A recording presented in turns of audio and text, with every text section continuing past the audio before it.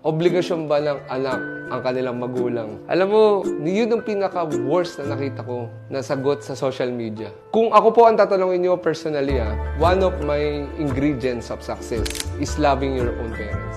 Bakit? Isa lang naman ang buhay mo. Kahit maging Bill Gates ka, kahit maging Mark Zuckerberg ka, kahit maging presidente ka ng Amerika, you cannot turn back the time. Biggest regrets mo kapag hindi mo minala magulang mo dahil hindi yun eh. We only have one mother and we only have one life in this universe. Give your best shot to your parents, to your mother. Wala nang pag-uusapan pagdating sa magulang. For example, yung nangyayari nga sa Olympia natin, marami siguro hindi mag-a-agree sa akin. Pero kapag naging parents ka na, alam mo na siguro yung importansya na pagmahal ng magulang sa anak. Hindi na tanong yun na obligasyon.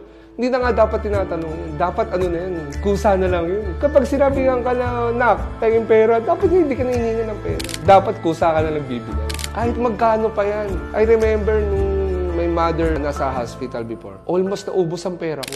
Kakabayad sa hospital para mabuhay siya. Kasi simple lang ang katuwiran ko. Yung negosyo, natayo ko yan ng ako lang. Natayo ko yan nang wala ako. Pero yung buhay mo, isa lang, hindi ka na mababalik yan. So, always give shot. And after that, Diyos na ang bahala sa akin. So, after yun, nakita ng Diyos na parang, ay, this is a very good son. Wala lang katumbas ang pagiging mabuting anak.